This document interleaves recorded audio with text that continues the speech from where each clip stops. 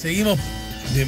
Juan Raúl, me está diciendo Juan Raúl que estamos al aire, que no te puedo decir nada de lo de fuera de micrófono. Pero después me tenés que decir algo fuera de micrófono. Sí. Perdón. Buen día, bienvenido Juan, ¿cómo andás? ¿Todo bien? Muy bien, bueno, estuviste medio enfermado de salud, sí. pero ¿te impidió ir a votar, no? Bueno, el día de la votación, por precaución, el médico me pidió que fuera en un vehículo de estos de traslado de enfermos, porque ya estaba fuera de la parte crítica, pero había tenido un foco de neumonía y no quiere que me exponga el frío. Entonces, esta es mi primer salida en realidad, pero ya estoy curado. Se nota hasta en el timbre de voz, ¿no? Creo. Sí. Un poquito difónico. No, me mandaste un mensaje que parecía que me lo mandaba de ultratumba.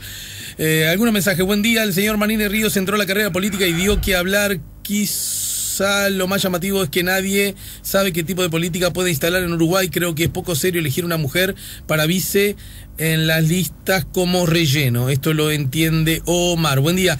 Ayer se aprobó la ley para regular el consumo de alcohol, sobre todo los menores. Resulta sintomático que la oposición en su amplia mayoría no lo votó, sino que inclusive acusó a la bancada oficialista de prohibicionista. ¿Cómo nos van a tocar el escocés? A sacar conclusiones de aquí a octubre, uruguayos, lo dice Jorge de Goes, que además agradece. 099-894-987. Y en esta columna en la que en la que Juan va a aludir a algo de el acuerdo histórico y trabajoso acuerdo entre Unión Europea y Mercosur, y que esto habíamos acordado para hablar, es la columna de análisis internacional. Sin embargo, y créanme que Juan Raúl no sabe nada de esto, hay un mensaje de Sil que dice: un breve comentario de Juan Raúl sobre las elecciones internas. ¿Podría ser? Muchas gracias, los manda saludos. Yo no tengo ningún problema porque creo en la libertad de cátedra, entre comillas, pero en todo caso le aclaramos a la gente que quien habla es un hombre que intervino en la contienda electoral, dentro de un partido y en particular dentro de un sector, ¿no? Sí, yo preferiría en esa medida, en este programa, no. Un poquito de agua vamos a traer, Juan Raúl. Pero en todo caso, yo creo que se vuelve a confirmar la tesis de una cabeza a cabeza en octubre. Lo digo con toda franqueza. El Frente Amplio ya no es la primera elección que vota mal en las internas, pero luego recupera en las nacionales. En la última votó más o menos por la misma diferencia y terminó ganando con mayoría parlamentaria. Yo no digo que esto se vaya a repetir.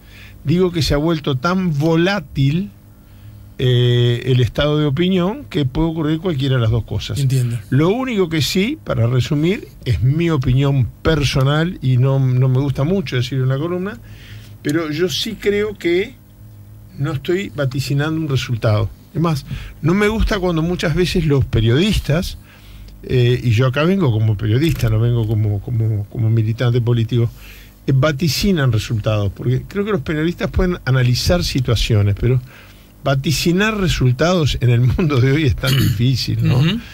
2 meses antes de ganar Trump, nadie podía creer que ganara Trump. ¿Quién hubiera dicho, bueno, vamos a recordar el día que se libera París, que iban a ganar las elecciones parlamentarias el partido nazi en Alemania? Entonces, estamos en un mundo muy, muy, muy, muy volátil. Es muy difícil de preconizar nada.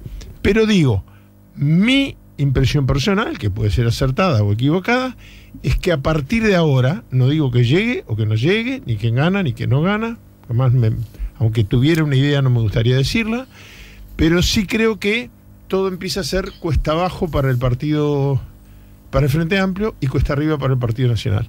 La presencia de Sartori evidentemente le significó un aumento electoral, tanto por los que votaban por Sartori porque querían que ganara, como por los que de repente no iban a votar, porque decían, vamos a evitar que gane Sartori. Vamos a frenarlo. Polarizó, y las polarizaciones generan estos fenómenos. Pero en menos de 24 horas hay señales de que la presencia de Sartori en el Partido Nacional, yo no digo que esté bien ni que esté mal, digo, genera un estado de polémica permanente que dificulta un capital que había acumulado el Partido Nacional de cohesión interna como fuerza de gobierno. El próximo gobierno no va a tener mayorías parlamentarias, va a tener que negociar con otros partidos. Si no logra una unidad interna que permita consolidar su bancada, va a ser muy difícil. Entonces, uno ve la noche las elecciones y la semiótica, la imagen, La imagenología era rarísima.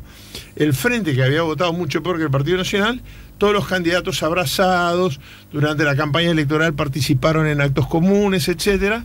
Y en el partido que había obtenido una votación por encima de lo que ellos mismos esperaban, había senadores conocidos, no voy a dar nombre porque no sé quién para meterme en su estado de ánimo, pero varios, 3 me acuerdo clarito, llorando de amargura, y acababan de ganar. ¿Qué lloraban? 2 o 3 de gente de seguridad tratando de que en un extremo esté Sartori y en otro extremo esté Larrañaga. Larrañaga anunció 48 horas antes que no dialoga ni negocia absolutamente nada. ¿Lo cumplirá o no? Pero digo, todos son problemas que el candidato, que tuvo un gran respaldo y creo que un buen desempeño en su discurso, en su manejo de su triunfo, Luis Lacalle, esto demuestra que estoy diciendo lo despojado porque yo no soy simpatizante. Pero más allá, ya que estás bailando un segundo, te voy a bailar 2 compases más. Sin embargo, el Partido Nacional luce como muy sólido y con una solución bastante buena desde varias perspectivas, según mi opinión, al proclamar ya esa misma noche una fórmula, generando buena imagen hacia afuera y frenando un problema hacia adentro, ¿no? Sí, lo de generando buena imagen hacia afuera yo tengo mis dudas. Ajá. Vos podés generar un candidato rápidamente porque estás muy bien o porque estás muy mal. Pero a la mañana siguiente yo escuché toda la mañana en TNU a Alén García protestar por la candidata a la presidenta. Y Alén García va a ser el segundo candidato al Senado de Sartori. O sea, su compañero de fórmula. Entonces... no pasó nada porque no hay ninguna computadora adelante porque hay café. Quiero decir, igual, hace tiempo que no tirabas vasos, Juan Raúl. Sí. Pero digo, es opinar. Yo lo que digo es, no generó consenso la declaración de Beatriz Argimón. Los dirigentes del interior, hasta donde yo sé, han muchos escrito cartas exigiendo su protesta. Alén García dijo en el programa de la mañana de Todo Noticias que él consideraba que era cito textualmente, no opino, cito, un atropello haber designado por ser mujer a alguien del mismo sector de Lacalle antes de negociar con los demás candidatos. Y además Alén García dijo cosas muy graves que a mi juicio vaticinan una interna complicada. Está bien. Por ejemplo, dijo Alén García, Lacalle acordó o permitió que el Frente Amplio lo votara a él. Yo no abro opinión, digo lo que dijo Alén García. Lo votara a él para evitar que ganara Sartori, porque el Frente Amplio creía que con Sartori perdía y que con Lacalle ganaba. Criticó que haya designado, no estoy hablando de un dirigente cualquiera, estoy hablando del hombre que trajo a Sartori al Uruguay. Y criticó, por ejemplo, que se hubieran designado, yo en eso puedo decir que hay un fundamento detrás de eso, que como el presidente designa a sus 3 primeros ministros y no tiene programa. El Frente Amplio tiene un programa común desde antes de las internas y ahora está negociando la vicepresidencia. El presidente Lacalle, Lacalle, Pou, muy hábilmente creo yo, pero Alén García piensa distinto, designó esa misma noche la vicepresidenta, pero ahora tiene que negociar el programa. Entonces yo digo, ¿y esos 3 ministros aceptan el ministerio sin saber qué programa van a tener que aplicar? Entonces, no estoy diciendo que está mal ni que está bien, estoy diciendo, veo una realidad interna donde apenas define la fórmula, que serán estos días el Frente Amplio, empieza un cuesta abajo, empieza a ser más fácil. Te mentí. No digo con esto que llegue, no sé. Soy un embustero, porque te dije que ibas a bailar un compás más, va a ser otro más y con este terminamos. Y hablando de fórmulas, ¿y por casa cómo andamos?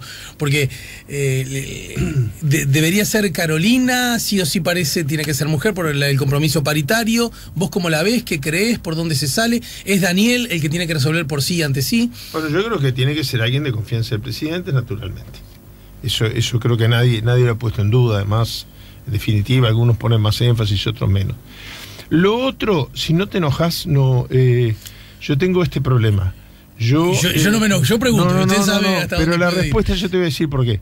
Porque a mí me lo preguntaron incluso en reuniones internas, que tuvieron a veces la gentileza de hacerlas en casa por mi estado de salud, este tema se ha discutido al interior de la coalición que apoya al expresidente Mujica, el MPP y el Espacio 609, y cuando a mí me preguntaron mi opinión, yo dije lo que dije antes de adherir al Frente Amplio, que es que me parece que no corresponde que yo interviniera en ninguna de las etapas de elección de candidatos, porque yo llegué sobre la recta final y no me parece respetuoso ingresar a un sector político sintiéndose con derecho de haber militado toda la vida y decirle a sus viejos conductores qué camino tienen. Quiere decir que yo me he abstenido de pensar en esto. Carolina es la persona más adecuada, hay otro sector que considera que Ivonne Pasada puede ser una posibilidad,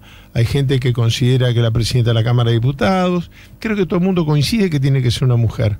Y hay gente que considera que no necesariamente tiene que ser ni del MPP ni apoyar a Mujica. Creo que el común denominador, más allá de diferencias que son legítimas, porque en política no se puede regimentar la cabeza, no se debe además. Bueno, todos están proponiendo los nombres y las cosas que les parece que pueden contribuir más a la victoria del Frente Amplio. Yo no voy a abrir opinión, disculpame, ¿no? Pero sí. No lo quise hacer ni siquiera en las discusiones más reservadas que se libraron dentro del sector político que integro. Bueno, Juan Raúl, entonces, ¿podríamos decir que estamos al borde de un acuerdo histórico Unión Europea-Mercosur? ¿Dónde estamos parados? Bueno, histórico es. Ahora, yo lo que quiero es bajarle, lo que creo, que hay que bajarle un poquito de revoluciones. Primero, ¿qué es un tratado de libre comercio? Porque viste que las noticias se dan sin explicar de qué se tratan. Un tratado de libre comercio quiere decir integrar una zona, no es una unión aduanera. Una unión aduanera es cuando el arancel externo de los países que la integran es el mismo, hacia terceros países también. Por lo tanto, el Tratado de Libre Comercio es el primer paso de integración económica que implica que los productos de un país y otro, o cuando es entre bloques de un bloque y otro, no paguen aranceles. Bien, los tratados de libre comercio 100%, como existían en el siglo pasado y sobre todo fines del siglo antepasado, es decir, del siglo XIX, ya no existen. Uruguay en esto hizo una novedad muy grande en los tratados de libre comercio en el primer gobierno de Sanguinetti, por allá por el año 88, 89, por ahí, con México, donde se invirtió. Normalmente un tratado de libre comercio se dice,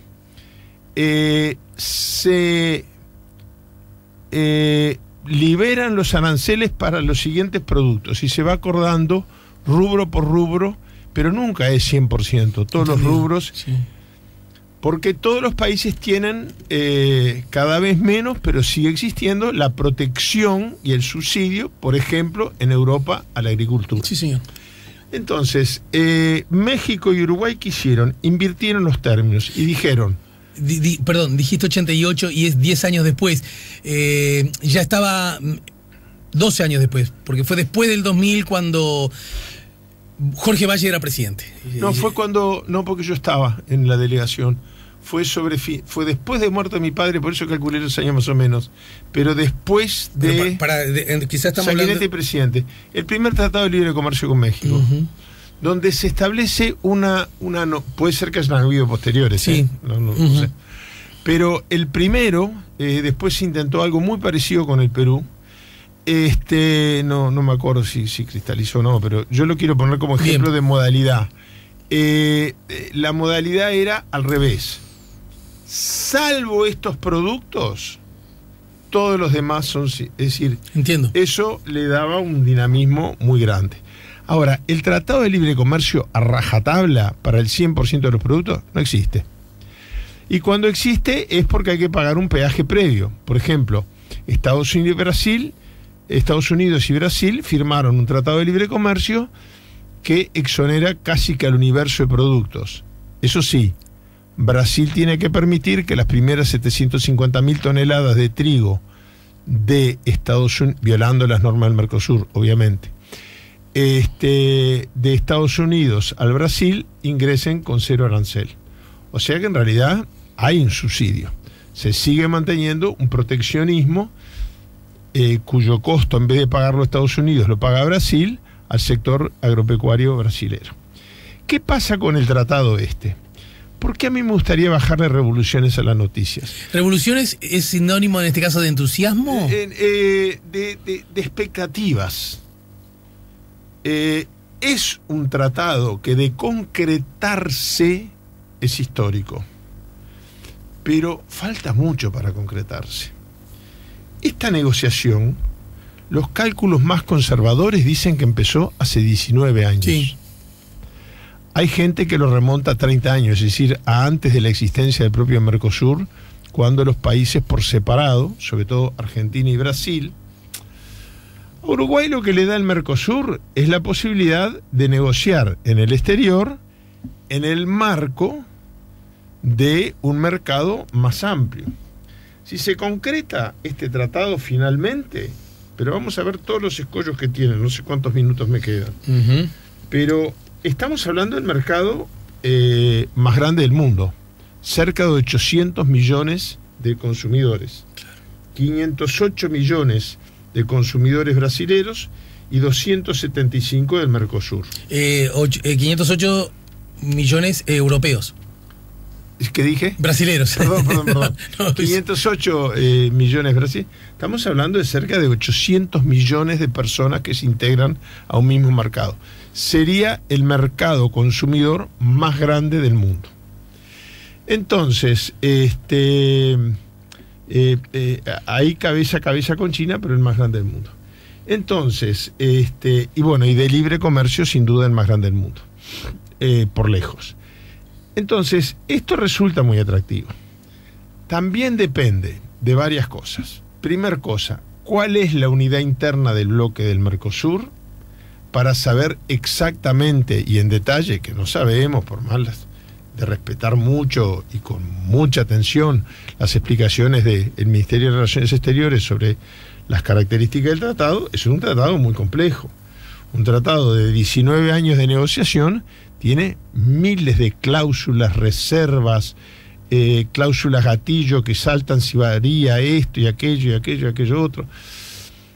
Bueno, pero además, ¿cómo está la interna del Mercosur? Porque una cosa es el tratado que le puede interesar al Uruguay, que tiene 3 millones de consumidores, y otra cosa es el que le puede interesar, por ejemplo, a la Argentina, con un mercado mucho más grande, pero además con serios problemas de exportación, entre otras cosas por el acuerdo de Brasil con Estados Unidos en materia de trigo.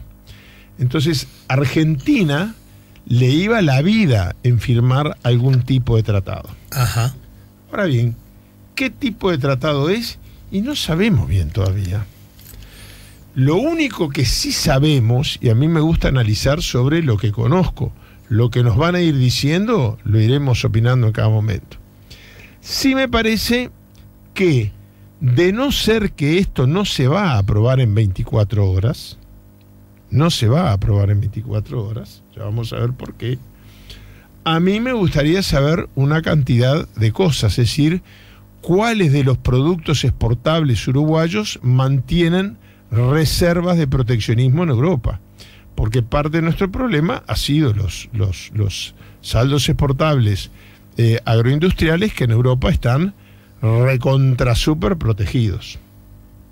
Segundo, ¿es un tratado al estilo neoliberal o es un tratado más moderno como los que se están celebrando últimamente alrededor del mundo? ¿Qué sería? Y bueno, yo por ejemplo, yo veo como una noticia preocupante la de hoy de mañana que la señora Lagarde, directora del Fondo Monetario Internacional, ahora va a dejar de serlo, renuncia al cargo para ir de presidente del Banco Central Europeo. El tratado del Banco Central Europeo... ¿No lo ves como una buena señal eso? No, porque el Banco Central Europeo es muy importante, sobre todo desde los tratados de Maastricht, que hacen que sea el único Banco Central, y que fue una de las razones por las cuales Gran Bretaña, que tenía la libra esterlina, era el único país que no había firmado de la Unión Europea los tratados de un Banco Central en común, se retira a través del Brexit. O sea, estamos haciendo un acuerdo con una Unión Europea que no es el mismo bloque que era hace 10 años y que pone al frente de su política monetaria a la directora del Fondo Monetario, es decir, a una política neoliberal absoluta.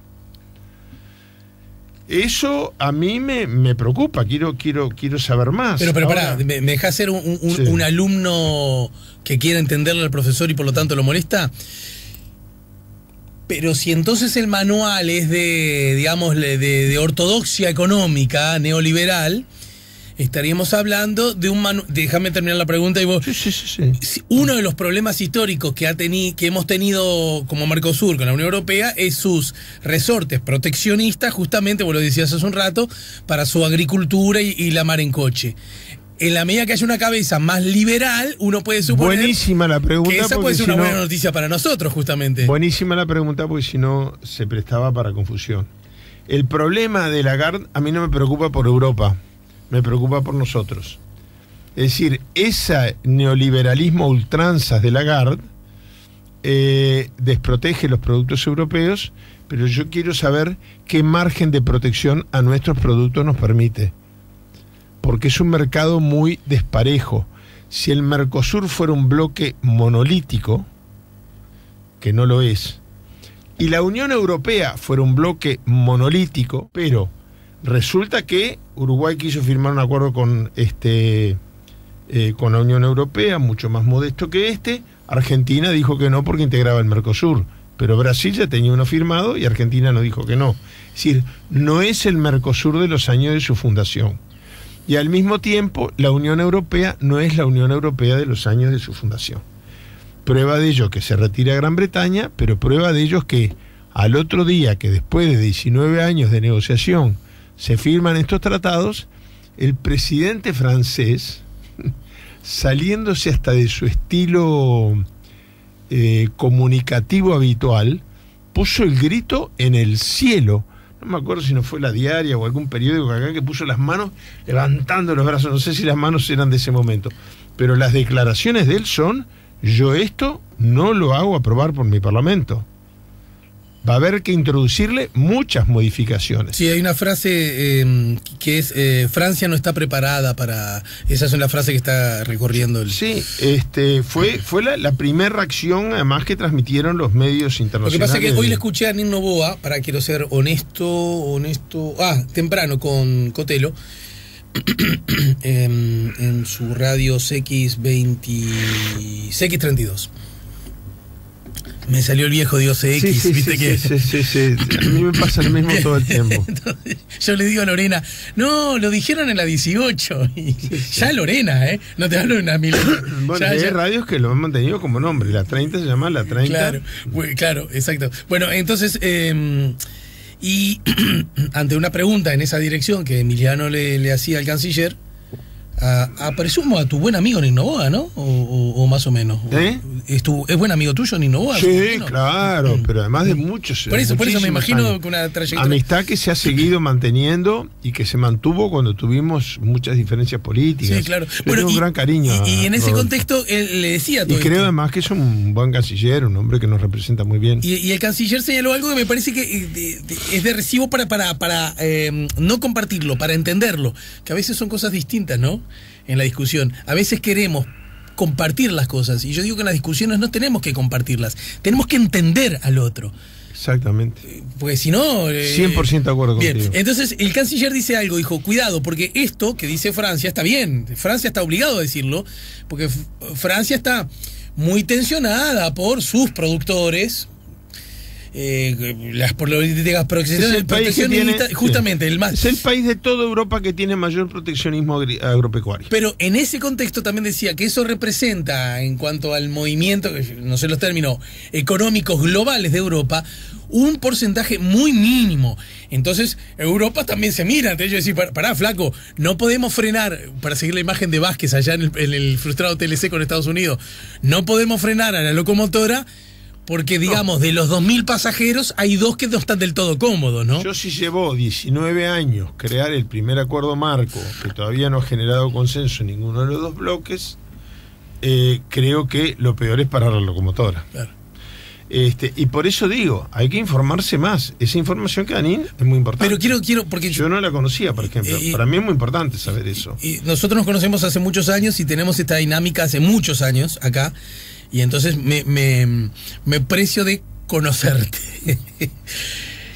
Cuando vos decís hay que bajar la euforia,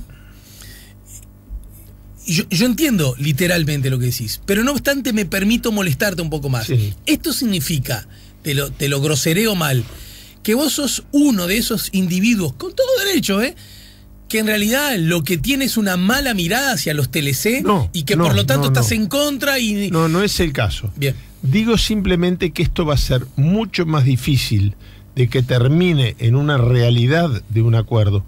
Lo que se firmó es, entre los ministros, un compromiso por promover un acuerdo.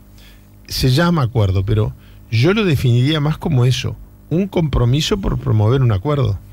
Pero no hay un consenso, ni en la totalidad de los gobiernos de Europa, como ha quedado de manifiesto.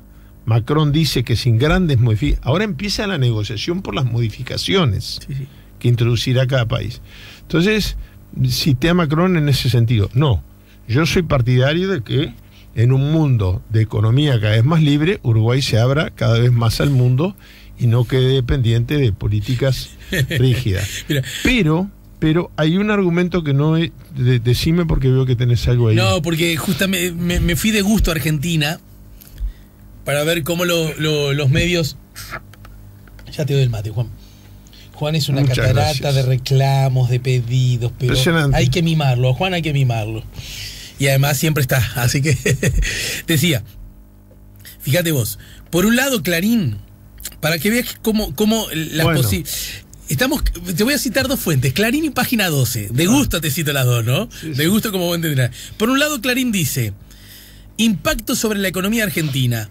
Soja, carne, pescados y frutas podrán exportarse a Europa con arancel cero. El beneficio será inmediato cuando entre en vigencia el acuerdo Mercosur y Unión Europea de acá a 1 año y medio o 2 años. En algunos casos se implementaría antes. O sea, papá, ¿no? Fiesta total. De verdad, ni siquiera estoy hablando del legítimo derecho a hacer la mirada desde uno quiere.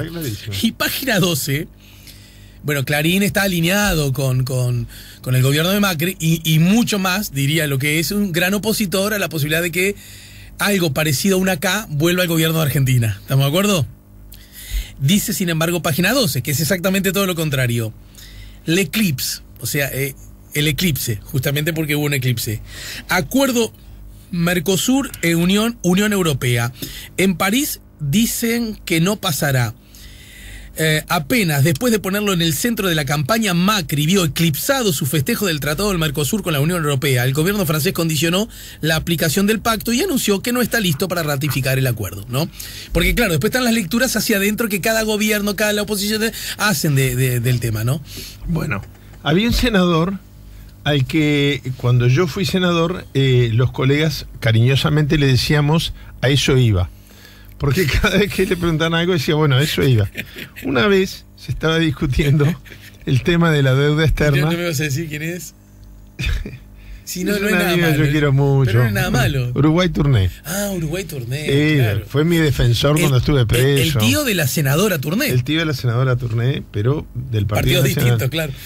Y me acuerdo que en determinado momento, por una confusión que a todos nos ha pasado, cuando se hablaba de la deuda externa, dijo la deuda externa uruguaya es de 500 millones de dólares. Y como yo me sentaba al lado, le dije 5.000, bajito.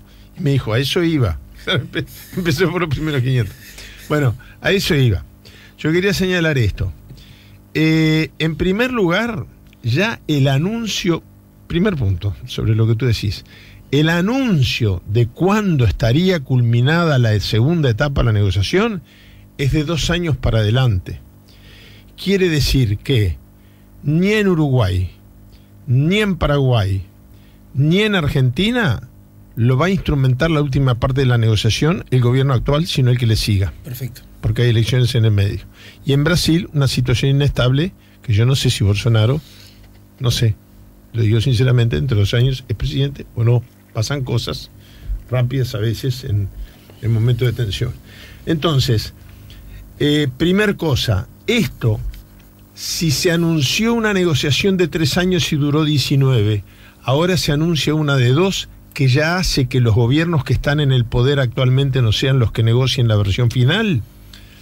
Bueno, diluye también las expectativas de qué estamos hablando.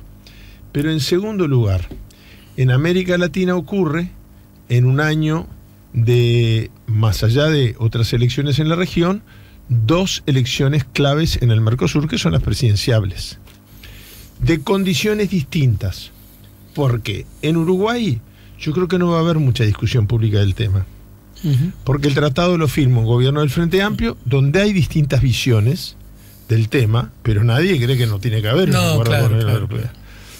Pero la oposición está a favor de cualquier acuerdo, lo considera una mejora. Por lo tanto, este no va a ser un tema de campaña en Uruguay. Mientras que en Argentina, el gobierno se juega sus últimos boletos en el Tratado de Libre Comercio, mientras que a todos los tratados que sean de libre comercio, la oposición, fundamentalmente la fórmula Fernández y Cristina Fernández de Kirchner, se opone totalmente. Entonces, ahí hay una falta de equilibrio, hay no me sale la palabra exacta, una asimetría, eso quise decir, una asimetría entre cómo se va a tratar el tema en Uruguay y cómo se va a tratar en Argentina. Todas estas cosas es, cuando yo digo que hay que bajarle revoluciones, te agradezco que me lo hayas preguntado. No es que yo sea de la gente que respeto, mucha gente, tengo muchos amigos cercanos que se oponen a cualquier tipo de apertura comercial no proteccionista y casi a veces con el régimen de sustitución de importaciones, etcétera. Pero va a ser asimétrica la discusión dentro del Mercosur, con lo cual el avance de la discusión interna en el bloque también va a ser lento. Esto va a ser un tema de campaña en Argentina y no va a ser un tema de campaña en Uruguay. Y termino con lo siguiente. Me parece que también es muy importante ver cómo esto encaja culturalmente en cada uno de nuestros países.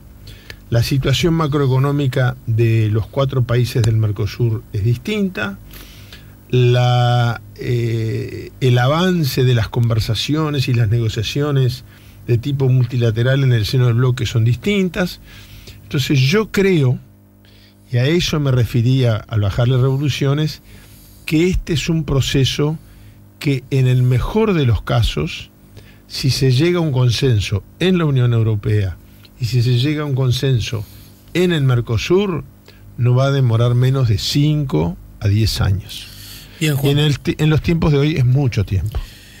Te agradezco, te despido, nos vamos a encontrar contigo la semana que viene, ¿sí? Vos tenés razón porque estás aludiendo a algo vinculado a México, pero no con el fin de quedarme con la razón, sino de que al público le quede claro. El TLC México-Uruguay, estoy citando al Ministerio de Economía como fuente, unidad de apoyo al sector privado, se suscribió el 15 de noviembre del 2003. El acuerdo fue suscrito en el marco de ALADI como el acuerdo a alcance parcial de complementación económica y entró en vigor el 15 de julio del 2004. Seguramente debe haber un antecedente al que vos te referías. Lo digo para que la probablemente gente... este es el que está vigente. La gracia es que el Mercosur autorizó excepcionalmente a Uruguay que hiciera ese...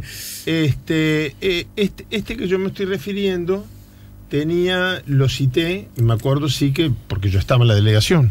Claro, perfecto. Y en el gobierno de Valle no integré ninguna delegación. A eso iba. El que debe estar vigente es seguramente, pero yo lo cité más que nada no como ejemplo de un cambio de modalidad que en el momento fue revolucionario. No negociar producto por producto, sino dejar establecido las excepciones y todo lo demás entraba en el acuerdo. Gracias, Juan. Hasta la semana que viene. Bueno, hasta la semana que viene. Ya volvemos con La Mañana en Camino.